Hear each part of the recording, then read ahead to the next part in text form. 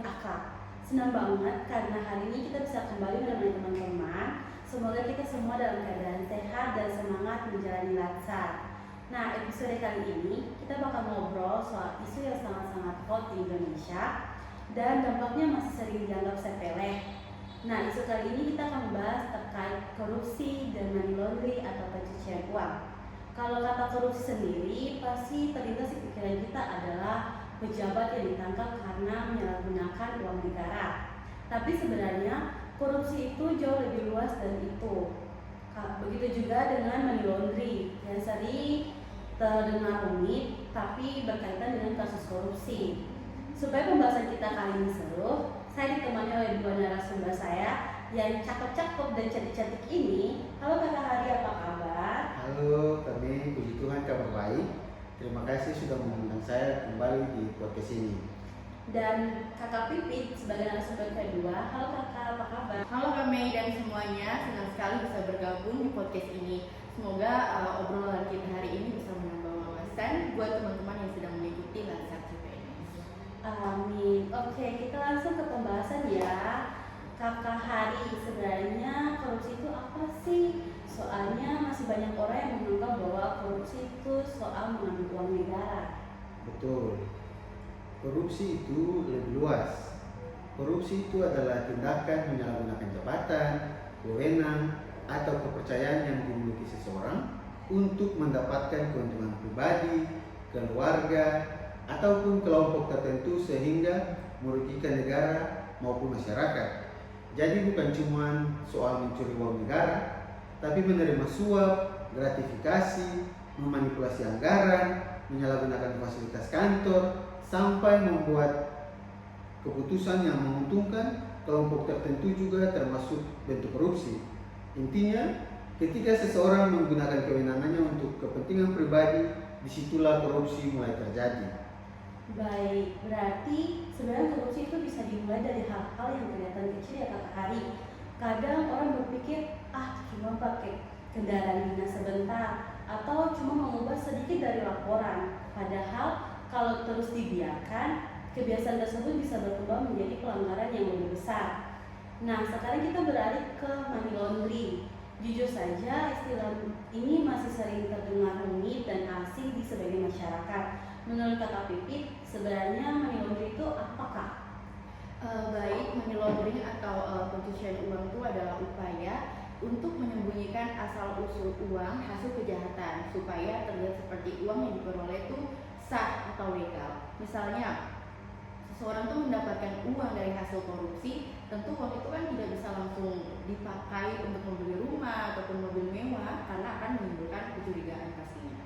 Nah, akhirnya uang tersebut itu dipindahkan ke berbagai rekening untuk dibelikan aset atau diinvestasikan, bahkan ada yang mendirikan perusahaan hanya untuk menyamarkan asal-usul uang tersebut.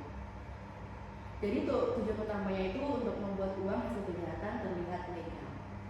Oke Kakak, berarti korupsi itu menghasilkan uang ilegal, sedangkan money laundering itu adalah proses untuk menyembunyikan uang itu supaya kelihatan bersih.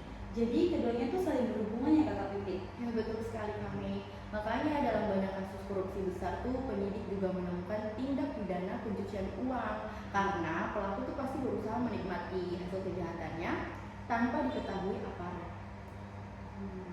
Begitu ya. Berarti sekarang kita bahas terkait kenapa korupsi itu masih terus terjadi Kakak Hari. Padahal di Indonesia itu hukum itu sudah cukup jelas, bahkan hukuman untuk korupsi itu cukup berat. Bagaimana menurut Kakak Hari? Ya, penyebab korupsi sebenarnya cukup banyak. Tapi yang pertama itu tentu soal integritas.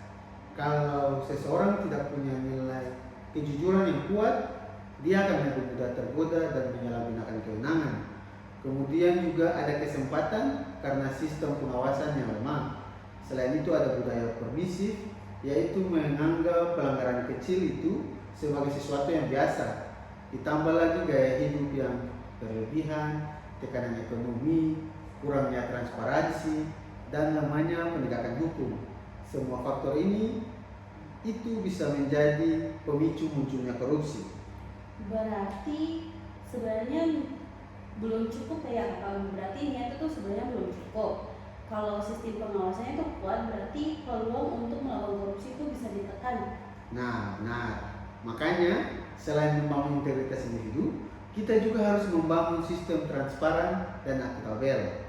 Oke, berarti menurut Kakak Pipit, money laundering sendiri itu penyebab utamanya apakah? Baik kakak, yang paling utama tuh karena pelaku ingin menyembunyikan hasil kejahatannya. Sekarang teknologi berkembang sangat cepat. Transaksi juga bisa dilakukan secara online, lintas negara, bahkan menggunakan identitas orang lain atau perusahaan. Kemajuan teknologi itu memang mempermudah aktivitas keuangan, tapi di sisi lain juga kan dimanfaatkan oleh pelaku kejahatan untuk mencuci uang. Berarti aparat penegak hukum juga harus terus mengikuti perkembangan teknologi ya Kakak Pipit? Iya betul sekali kak, karena kalau pelakunya semakin canggih, otomatis pengawasannya juga harus lebih canggih lagi. Oke, berarti sekarang kita membahas tentang dampak dari korupsi dan money laundering. Menurut Kakak Hari, apa yang akan terjadi kalau korupsi dan money laundering itu terus dibiarkan? Kalau terus dibiarkan, maka dampaknya itu akan sangat besar. Korupsi itu bisa membuat anggaran negara yang seharusnya dipakai membuat sekolah, membuat rumah sakit, atau bahkan jalan dan jembatan, dan juga pelayanan publik itu justru hilang karena disalahgunakan karena korupsi. Akibatnya pembangunan menjadi lambat, kualitas pelayanan publik menurun, bahkan angka kemiskinan itu semakin meningkat dan kesenjangan sosial semakin besar. Yang paling dirugikan tentunya adalah masyarakat.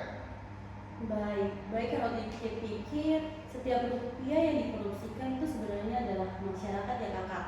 Artinya bukan cuma negara yang rugi, tapi masyarakat juga kehilangan kesempatan untuk mendapatkan pelayanan yang lebih baik. Ya, benar sekali.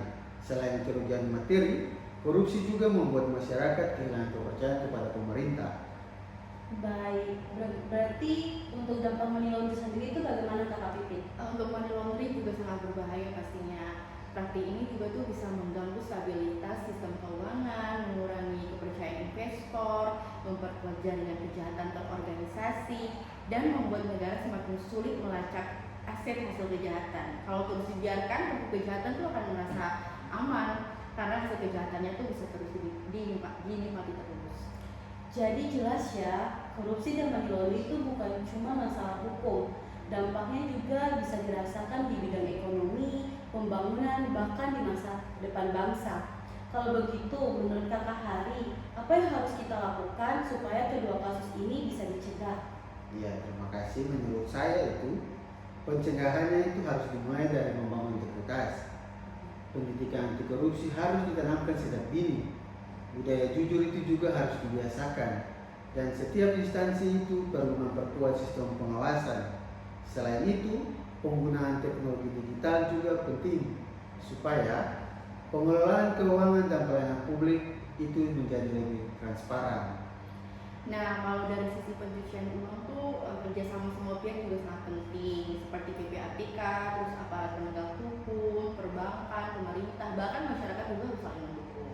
Dan pelaporan transaksi yang mencurigakan juga harus diperkuat kak. Teknologi pendeteksian terus dikembangkan dan penegakan hukum harus dilakukan secara tegas tanpa pandang bulu. Oke, saya setuju sekali. Kalau kita lihat sebenarnya pemberantasan korupsi itu bukan tugas KPK saja atau aparat penegak hukum. Kita semua sebagai CPNS juga mempunyai tanggung jawab. Mungkin hari ini kita belum memegang jabatan yang besar ya, tapi kita bisa mulai dari hal-hal yang sederhana. Misalnya kita bekerja dengan jujur, tidak menyalahgunakan fasilitas kantor, tidak memanipulasi data, dan berani menolak segala bentuk gratifikasi dan penyimpangan. Karena pada akhirnya integritas itu bukan soal jabatan, tapi soal karakter. Terima kasih kepada kedua narasumber saya yang sudah berdiskusi dengan sangat luar biasa di hari ini. Semoga obrolan kita bisa menjadi pengingat bahwa korupsi dan money laundering adalah ancaman nyata yang harus kita lawan bersama-sama. Sebagai ASN, kita harus menjadi contoh dalam menjaga integritas, bekerja secara profesional, dan mengutamakan kepentingan masyarakat di atas kepentingan pribadi. Saya Mei, bersama kedua narasumber saya, Kakak Hari dan Kakak Pipit, kami pamit undur diri. Sampai jumpa di podcast ASN Berakhlak berikutnya. Salam integritas, salam ASN berakhlak, dan ingat, perubahan besar bisa dimulai dari hal-hal kecil dan kita lakukan setiap hari. Sekian dan terima kasih. Sampai